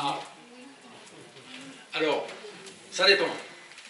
Généralement, les araignées vont vivre 1 an. Sous nos latitudes, elles vont vivre 1 an. Donc soit elles vont passer l'hiver à l'âge adulte, soit elles vont passer l'hiver à l'âge juvénile. Quoi qu'il en soit, il faut bien qu'il y ait une étape du développement qui passe l'hiver. Donc généralement, c'est 1 an, elles se reproduisent et elles meurent. Celles qui vont vivre plusieurs années, ce sont les tégénaires, par exemple, ces grosses araignées noires qu'on va avoir dans les salles de bain, la salle que j'ai mise au tout début de la présentation, qui vont pouvoir vivre 2 ou 3 ans. Mais la grande majorité des araignées sous nos latitudes va vivre qu'1 an. Les seules araignées qui vont vivre beaucoup plus longtemps sont les mygales. Donc on a une petite mygale ici sous nos latitudes qui s'appelle Atypus affinis, qui va vivre 6-8 ans. Donc les mygales vont vivre plus longtemps, elles muent tout au long de leur vie, mais les araignées vraies, généralement, ne vont vivre que pour 1 an maximum.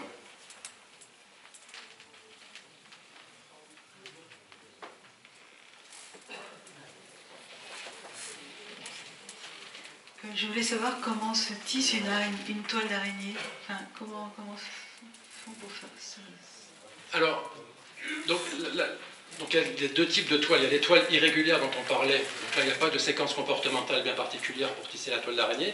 Celles qui vont obéir à une séquence comportementale bien spécifique sont celles qui vont tisser cette belle toile géométrique.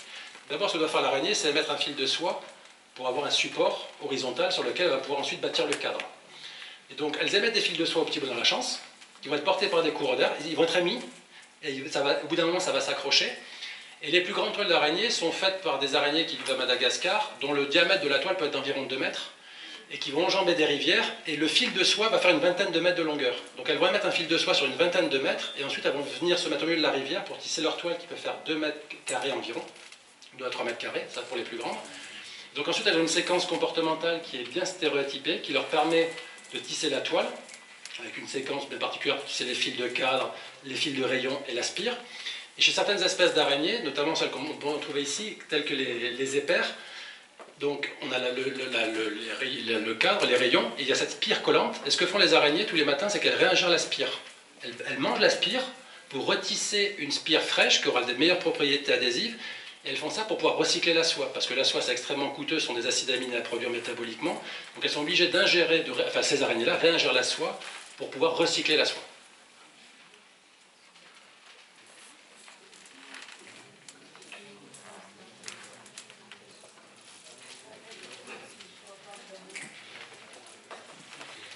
J'ai pas eu le vent de telles recherches, mais est-ce qu'il y a déjà eu des études qui ont permis de montrer que les araignées pouvaient se reconnaître grâce à des miroirs comme certaines études qui avaient été faites avec les éléphants?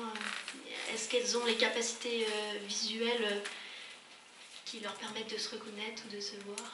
Alors, la réponse à ma connaissance c'est non. Les araignées ne sont pas capables de se reconnaître individuellement, mais pour autant, elles peuvent se voir un autre individu dans un miroir. Par exemple, chez les salticidés, si on leur met un miroir, le mâle va voir un autre mâle et va adapter des comportements agressifs, pensant entre guillemets que le mâle qui est en face est un compétiteur potentiel. Donc elles ne sont pas capables de se reconnaître individuellement dans le miroir, mais elles sont capables de percevoir dans le miroir une image d'araignée qu'elles interprètent comme étant celle d'un autre individu. Oui, ok, d'accord. C'est très intéressant.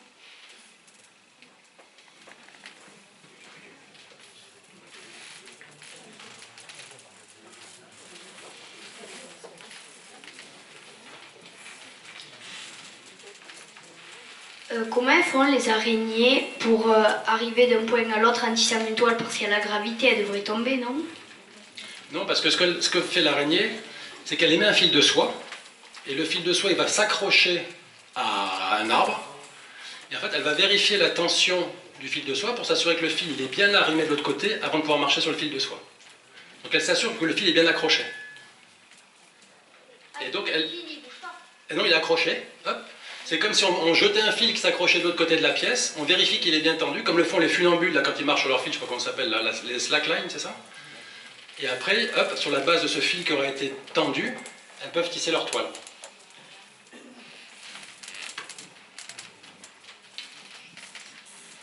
Oui. Bonsoir, merci pour votre bel exposé. Je voulais savoir si on pouvait avoir dans quelques années, comme on a eu pour les moustiques tigres, des araignées, des bébêtes pas très hospitalières qui viennent par exemple d'Australie ou d'autres pays et qui viennent conquérir entre guillemets notre pays ou voilà. Alors, on n'est pas obligé d'attendre plusieurs années, c'est déjà le cas. Alors ce ne sont pas forcément des bêtes qui font peur. Mais cette espèce d'araignée, les pholques dont je parlais tout à l'heure, je suis sûr que si on regarde au plafond, là il y a des petites toiles d'araignées, ce que les gens appellent des faucheux, qui sont des araignées qui sont toutes petites avec des grandes pattes. Ce sont des araignées envahissantes, qui sont venues d'Asie il y a 200 ou 300 ans. Et ces araignées qu'on prend pour insignifiantes sont des petites teignes. En fait, elles ne payent pas de mine, mais elles sont hyper agressives, elles mangent d'autres araignées, et elles peuvent même manger des tégénères. Donc il ne faut pas forcément avoir la crainte de cette grosse araignée, la mygale qui va venir. Des araignées envahissantes, il y en a déjà sous notre latitude. Alors certes, les phoques sont absolument inoffensives pour notre espèce, mais malgré tout, c'est une araignée qui a été introduite avec le commerce il y a déjà plusieurs siècles. Et il y a certaines études qui ont montré aussi qu'il y a certaines araignées, alors ça ne répond pas à votre question directement, mais qui vont migrer en Europe en suivant les voies ferrées. Donc ils ont trouvé qu'en fait elles colonisaient en suivant les voies ferrées, donc soit elles sont embarquées dans les trains de marchandises, mais en fait elles se propagent le long des voies ferrées. Donc il n'est pas exclu que dans quelques décennies, il y ait des araignées qui changent de localisation, mais pour l'instant, il n'y a rien, à ma connaissance, de ces araignées dangereuses. Est-ce qu'on a trouvé la raison d'être du... Alors, je ne sais pas si on appelle ça un stabilimentum sur les toiles. On s'est posé beaucoup de questions sur cette partie en zigzag. Est-ce qu'on a une réponse? Je crois que c'est non la réponse. La réponse est que non, il n'y a pas de réponse. Donc le stabilimentum, quand on regarde certaines toiles d'araignée, ces belles toiles géométriques, comme ça vient d'être mentionné, des fois elles font des zigzags. Alors c'est un zigzag qui peut avoir différentes configurations. Donc il y a plusieurs hypothèses qui ont été proposées, que ce soit une structure qui renvoie les UV, qui permette d'attirer les insectes, qui soit donc favorable pour les araignées, que ça permette de limiter l'interception par des oiseaux, donc que ce soit un message de vigilance pour les oiseaux, pour éviter que l'oiseau ne dégrade la toile de l'araignée. Ça pourrait être aussi pour lutter contre les prédateurs, parce que ça peut augmenter artificiellement la taille de l'araignée, et donc le prédateur être un peu plus réticent à attaquer l'araignée. Donc, d'après ce que j'ai cru comprendre, il n'y a aucune hypothèse qui soit unanimement acceptée, et certaines hypothèses peuvent être valables sur certaines espèces d'araignées, mais pas chez d'autres. Donc la réponse à la question, c'est non, il n'y a pas de réponse unanime actuellement sur une explication justifiant l'existence du stabilimentum.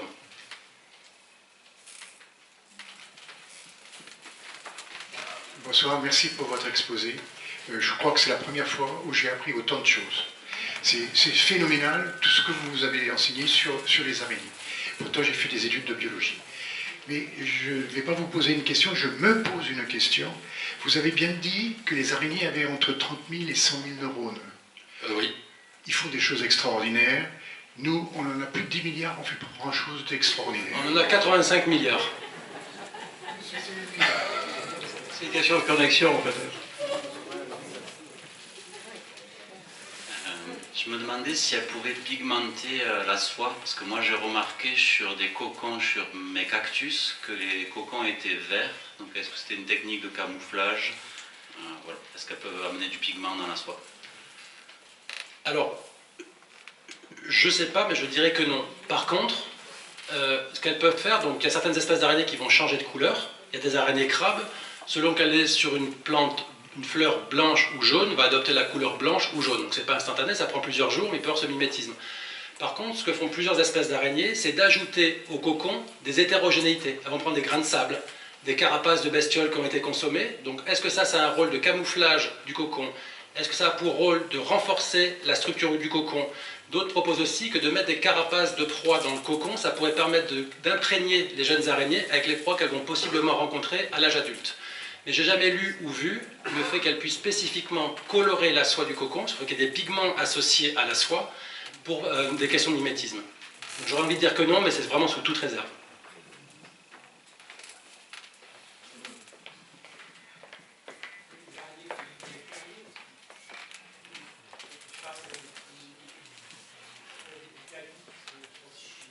Donc oui, il y a des araignées qui vont vivre dans des terriers, qui vont avoir une sorte de chaussette en soie, c'est le cas des mygales, et en fait qui vont avoir un petit clapet et qui vont percevoir les vibrations qui sont transmises par la soie quand une proie s'approche du clapet pour pouvoir sortir du clapet et attraper la proie. Bonjour, merci pour votre exposé. Est-ce qu'on a étudié pourquoi est-ce que la soie colle et pourquoi est-ce que les araignées elles arrivent à marcher dessus sans être collées? Alors en fait les raisons pour lesquelles les araignées, donc toutes les soies ne sont pas collantes. Il y a des soies, par exemple les araignées sociales sur lesquelles on travaille, la soie n'est pas collante. Ce qui va intercepter la proie, c'est la multitude des fils de soie, et donc la proie va être enchevêtrée, et ensuite ce que font les araignées sociales, c'est qu'elles s'approchent de la toile et elles projettent de la soie gluante avec les pattes arrière pour coller la proie, et ensuite elles projettent de la soie sèche pour l'immobiliser avant de venir mordre la proie. Donc chez les araignées qui vont tisser des toiles qui vont notamment géométriques avec elles vont déposer des petites gouttes de glu, Et donc c'est ces gouttes de glu qui vont être en fait un peu comme les perles sur un collier, qui vont avoir ces propriétés adhésives, qui vont permettre d'intercepter les proies.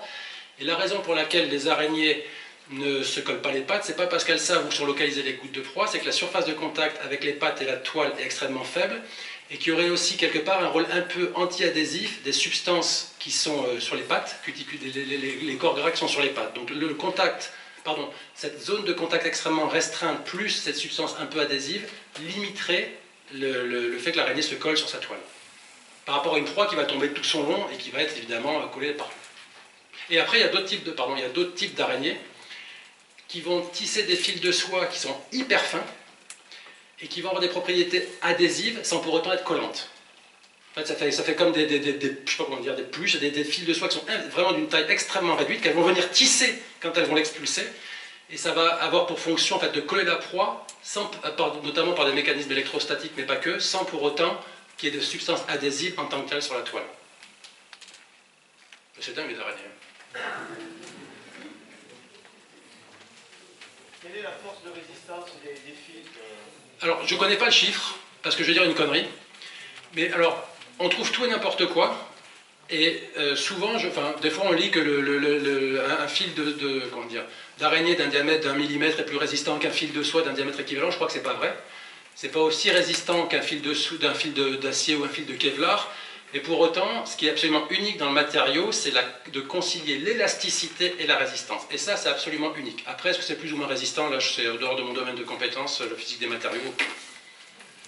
Mais ça n'en demeure pas moins un matériau prodigieux.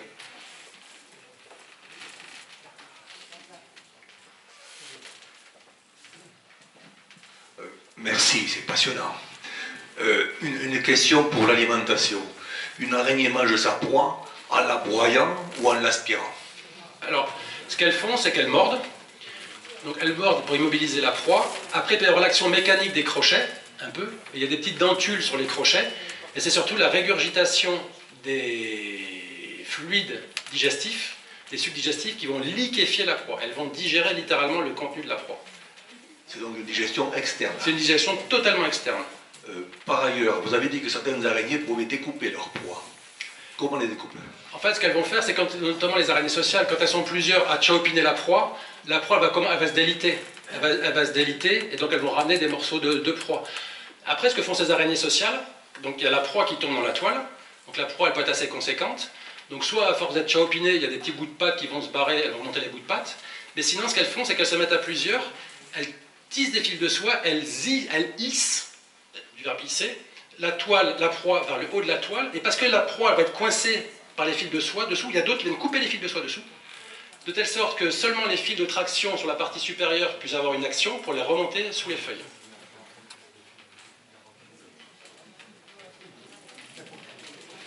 Oui. Oh.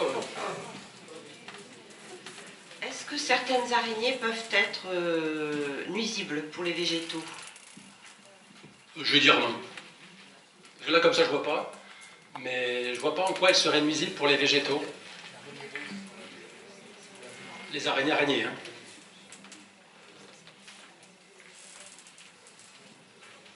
Dans la vignoble, dans le temps, on avait des araignées rouges qui étaient très nuisibles. Alors, ce sont des araignées ou des acariens? C'est des acariens. Des acariens, c'est ça. Donc c'est pour ça que je disais des araignées.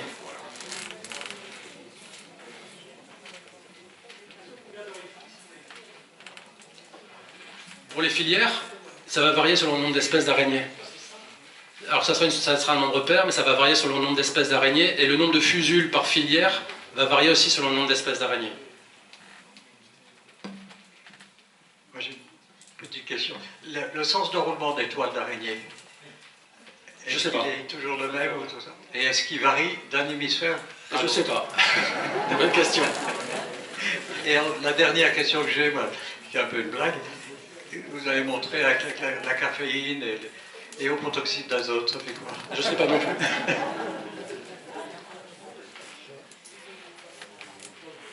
Ok, oui, pardon.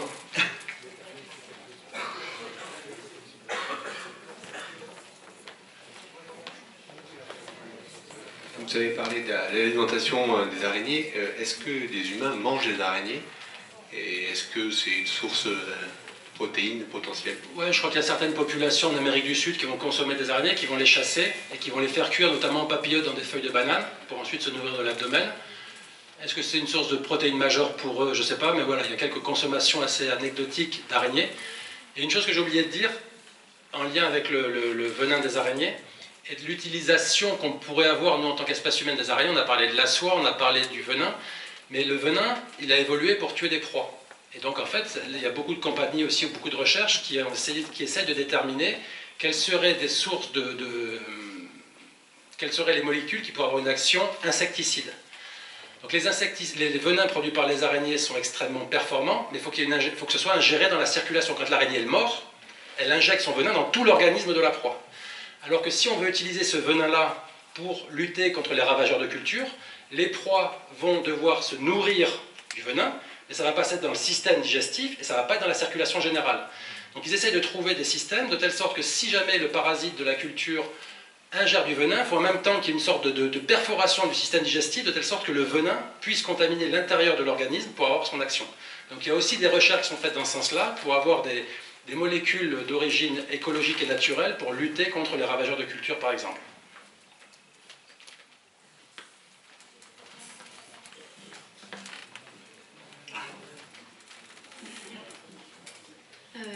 Juste par rapport à une information qui avait été donnée par rapport aux couleurs des cocons, potentiellement. Lors d'un inventaire, j'avais vu une araignée, c'est Aragnella cucurbitina. C'est une araignée, l'araignée concombre, et en fait, j'avais remarqué que le cocon était un peu verdâtre. Donc, je pense qu'il doit y avoir une action de peut-être pour cacher le cocon, justement, par rapport au propre, peut-être, c'est une hypothèse, mais en tout cas, j'en ai remarqué. Après, il y a des araignées qui font des cocons qui sont un peu orangés. Donc le fait que ça, je ne dis pas que la soie, ou je me suis tellement exprimé, que la soie n'est pas nécessairement pigmentée. Par contre, je ne suis pas sûr que les araignées aient la capacité de moduler activement la qualité ou la couleur de la soie pour s'adapter au substrat sur lequel elles sont à ce moment-là. Que la soie puisse être colorée, ça je nie pas. Peut-être que je me suis mal exprimé tout à l'heure. Non, vous êtes très bien exprimé. J'avais une autre question. Est-ce qu'au niveau du ratio cognition et taille corporelle de l'araignée, vous auriez des exemples de mammifères qui auraient à peu près le même ratio? Est-ce que vous voyez ce que je veux dire? Oui, mais là, comme ça, je n'aurais pas d'exemple. Après, il a été montré, par exemple, chez les abeilles, il y a une étude récente qui a été publiée par des gens qui ont réalisé ce travail, qui sont dans mon laboratoire, que chez certaines espèces d'abeilles, en gros, les abeilles qui sont un peu plus grandes, qui ont une plus grande tête, sont un peu plus performantes dans certaines tâches cognitives. Ça ne répond pas à la question, mais simplement pour illustrer un peu le rapport entre la taille corporelle et les performances. Mais des comparaisons interspécifiques chez les araignées en lien avec des mammifères ou des vertébrés, je ne saurais pas répondre. Merci beaucoup.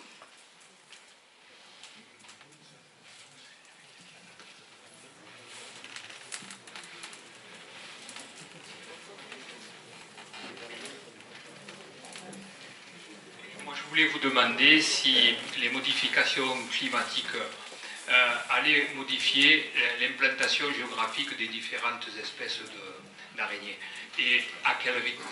Alors je crois qu'il y a des araignées effectivement qui commencent à migrer vers le nord, parce que ça serait vers le nord même sous nos latitudes, en France hexagonale.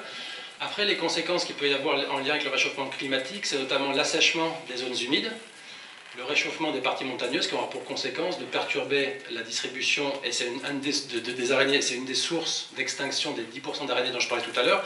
Oui, je crois déjà qu'il y a le constat de fait que certaines espèces d'araignées, qui ne sont pas des araignées exotiques, hein, mais qui occupaient des zones plus septentrionales, plus méridionales, commencent à migrer vers des zones plus septentrionales. Je ne pourrais pas vous informer sur le rythme exact.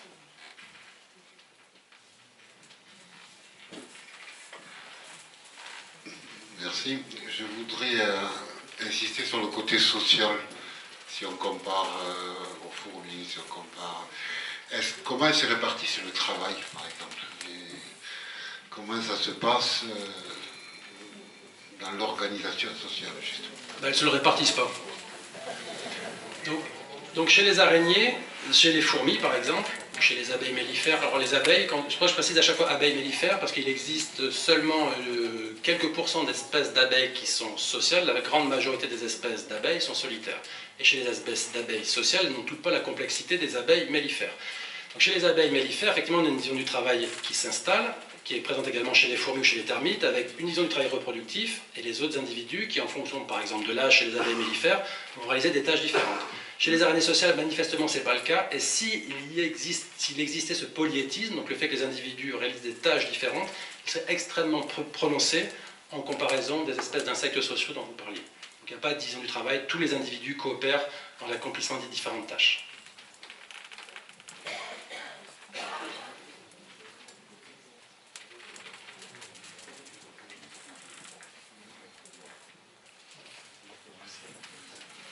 La plupart des proies sont des insectes, mais est-ce qu'on peut avoir des chauves-souris, des oiseaux, etc.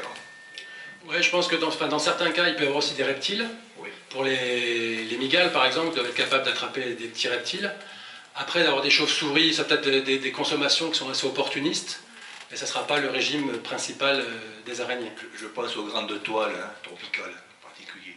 Oui, mais les grandes toiles tropicales ne sont pas forcément tissées par des araignées qui sont monstrueuses. Ouais. Donc ça peut être tissé par des néphiles qui peuvent être relativement grandes, mais de là aller attraper une chauve-souris, et puis il faut après que la toile soit capable d'amortir le choc associé à l'interception de la chauve-souris. Donc ça doit être, je ne vais pas dire que ça n'existe pas, mais ça doit être relativement occasionnel quand même. Merci.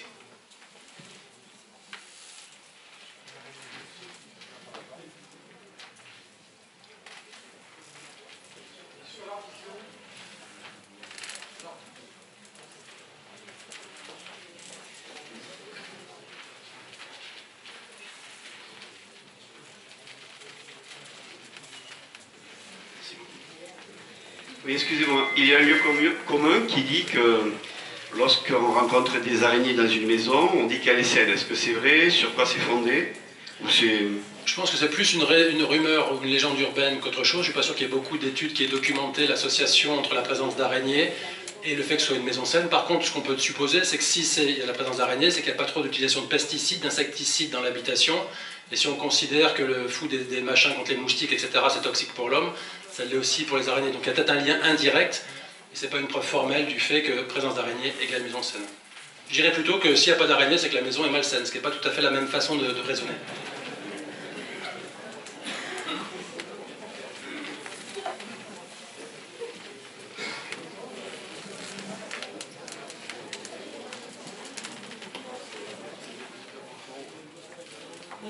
Oui, bonsoir. Je voulais savoir si on a justement une araignée dans la maison et qu'on la met dehors dans le jardin, est-ce qu'elle va mourir ou... Ça ne va pas lui faire plaisir. Donc, plus sérieusement, c'est vrai que les gens se disent... Bon, l'araignée, alors, il y a plusieurs choses. Les araignées qui sont inféodées aux habitations, elles sont habituées à une certaine température, une certaine humidité, et donc de les mettre à l'extérieur, ça peut être létal pour l'araignée. Donc c'est peut-être mieux de lui laisser sa chance que de la foutre dans l'aspirateur. Donc entre l'écraser, la foutre dans l'aspirateur ou la mettre dehors, je vous encourage à la mettre dehors. Mais après, il y a une autre chose par rapport à ce que vous, en lien avec ce que vous mentionnez, c'est qu'on entend souvent, au mois de septembre-octobre, les araignées elles rentrent dans les maisons. Tout le monde dit ça. Au mois de septembre-octobre, les araignées, les grosses légionnaires rentrent dans les maisons. Elles ne rentrent pas dans les maisons, elles sont déjà dans les maisons. Et en fait, à cette période de l'année, ce sont les mâles tégénaires qui se mettent en quête de femelles, essentiellement. Donc, s'ils cherchent les femelles, ils vont se mettre à se balader. Donc, c'est le sentiment qu'on a, c'est le sentiment qu'elles rentrent. Non, elles sont déjà présentes, sauf qu'on ne les voit pas parce qu'elles restent la plupart du temps cachées et elles sont assez discrètes. Et c'est simplement à cette période de la reproduction qu'on les rend plus visibles. Donc, non, les araignées ne rentrent pas dans les maisons en septembre-octobre. Elles y sont déjà.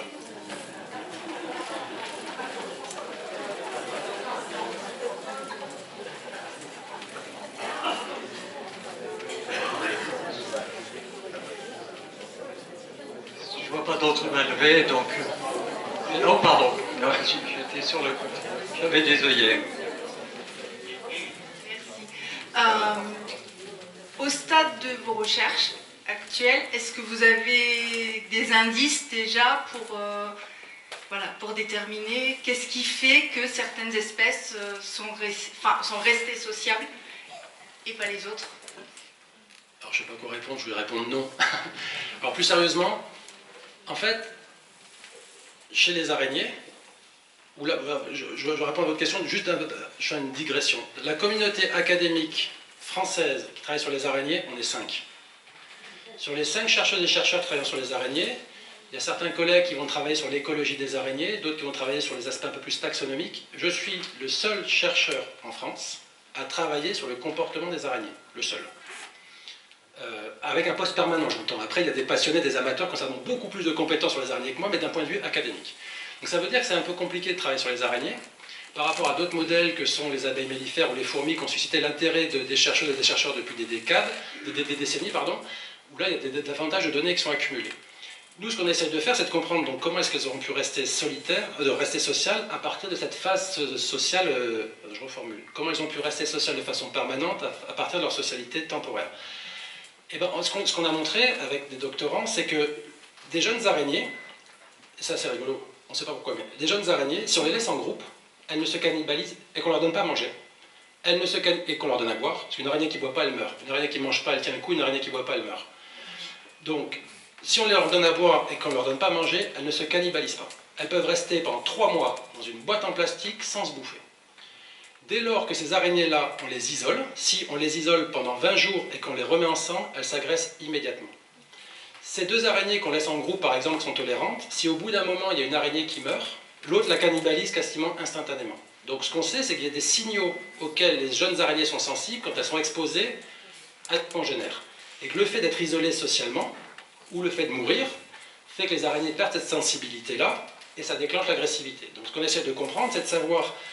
Donc on essaie d'avoir... On a différentes approches, on essaie de regarder la communication chimique des araignées. Donc on a des outils qui nous permettent de caractériser les molécules qui sont émises par les araignées quand elles respirent. Donc comme nous on exhale des odeurs, de voir en fait c'est en fonction des odeurs qui sont exhalées, de caractériser le bouquet d'odeurs exhalées, c'est ça qui est responsable du maintien de la tolérance, de regarder l'odeur qu'il y a sur la carapace. On essaye d'avoir différentes approches pour identifier les signaux qui sont responsables du maintien de la tolérance. Et la raison pour laquelle on travaille sur l'espèce sur laquelle on travaille, qui s'appelle Agelena labyrinthica, qu'on trouve je suis sûr partout ici, c'est qu'il existe 2 espèces d'araignées sociales parmi les 19 qui vivent en Afrique. Et donc l'objectif ultime, c'est de comparer les espèces solitaires et les espèces sociales pour avoir une comparaison qui soit pertinente après qu'on ait pu identifier chez les espèces solitaires des voies de socialisation permanente possibles et dire est-ce que c'est vraiment ça qui est à l'œuvre chez les araignées sociales. Mais je pense qu'il ne suffira pas d'une carrière, en plus je commence à plus être tout jeune, donc j'espère que d'autres chercheuses et chercheurs travaillant sur les araignées, mais si on travaillait sur les dauphins, on aurait plein de gens qui voudraient travailler sur les dauphins, hein, ou sur mais sur les araignées, tout le monde s'en fout. Et ce qui est à la fois hyper excitant, parce qu'en fait, quelque part, c'est hyper exploratoire, on déchiffre des choses, mais on part de zéro, donc c'est à la fois excitant et puis à la fois un peu frustrant.